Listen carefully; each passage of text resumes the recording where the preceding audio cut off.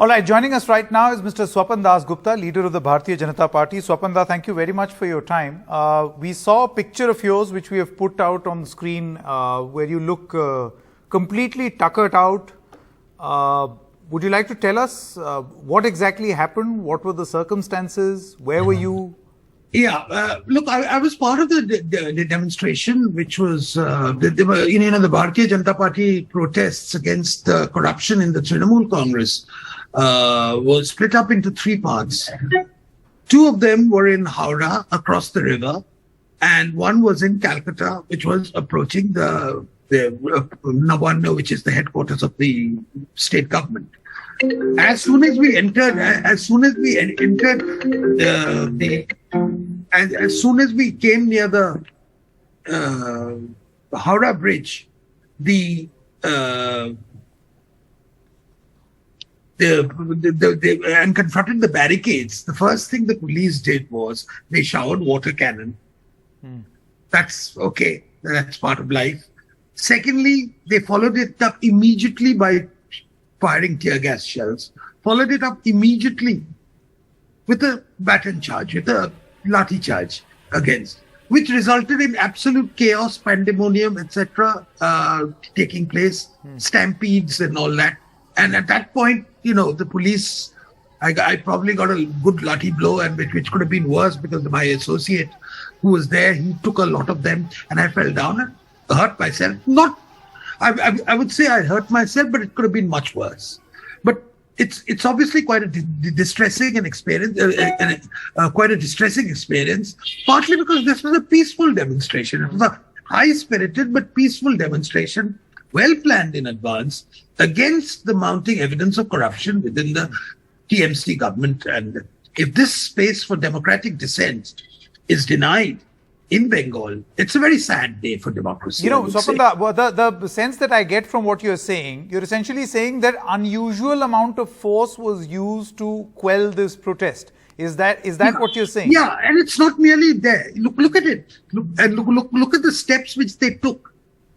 Trains which were carrying our supporters, those who were traveling by train, the police, quite outside their jurisdiction, entered railway platforms, got people out and told them they couldn't go move ahead.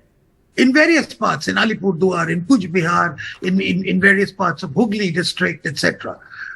In Chatragachi, where the leader of opposition, Shubhendu Adhikari, was leading the protest, they actually put metal barricades, actually welded it to things on the national highway to prevent people from coming. These are extraordinary steps. These are extraordinary steps for an ordinary demonstration, which was there. What is there? You would have thought this was some sort of a terrorist offensive which was being mounted in Bengal. Now, so when I'm saying disproportionate, I mean that. They had a mandate. Mamata Banerjee appears to have given the police a mandate that under no circumstances must anything be allowed to, they must be allowed to gather. Under no circumstances must there be any protest. So the police was carrying out its mandate. For that, I don't blame the police. I blame the state government, the political wing of the state government. If you say that this was a mandate from Mamata Banerjee, then why must that be? Because that is a very mysterious thing. Apparently, she does not want protests. But she does not want protests from the BJP. I think she's happy to allow protests from the left, but I don't think she's very keen to have protests from the BJP. So it's a question I fear you must ask the TMC. I'll tell you why I asked you that question, Swapan Da, because there are images that have come out of police cars and police vans. Yeah, I know. I've seen those. And the claim of the police is that this is being done by the BJP workers. They were wearing saffron robes. They were waving the BJP flag and pelting stones, and they burnt the car. Stones don't produce fire. Look, the whole point about it is that the demonstration which went to Howrah was dispersed, which in Calcutta, which was trying to cross the Howrah Bridge, was dispersed. This was something which happened completely extraneous, outside the main body of demonstrations, which gives rise to a lot of suspicion as to who exactly was responsible for it. It was certainly not part of the main body of the march. Are you suggesting that these were not BJP workers? I'm not suggesting anything, partly because I wasn't an eyewitness to it. I was in the other end of the road. I mean, about a kilometer away, 2 kilometers away, perhaps, when this happened. So I'm suggesting is that the demonstration of the BJP, the mainstream of the demonstration, which was announced, programmed in Howrah, in Satragachi, and in Kolkata, took place peacefully without any incident whatsoever. This was not on our schedule. Okay, Swapanda, let's move and zoom out and talk about the larger picture over here. You see, post the defeat of the BJP, you did well, but not enough to form your government. The BJP got a good score in 2021. You got a considerable vote share in 2019. And since the 2021 loss, we saw a lot of BJP leaders, very many BJP leaders leaving and jumping ship. Is this some sort of a assertion on the part of the BJP ahead of 2024? Well, I think this was a prime principle. Of course, it's a job of any political party to organize for any election, and 2024 is a big election for the BJP. It's Narendra Modi's government at stake. So obviously there will be preparations for it. But I think what you've got to look at it is the immediate context of state politics in Bengal. And I think the state politics is that what we've seen is that this exponential rise in corruption, to the extent that, people are finding 20, 30 crores under beds, 50 crores being found in the associate of a minister's house.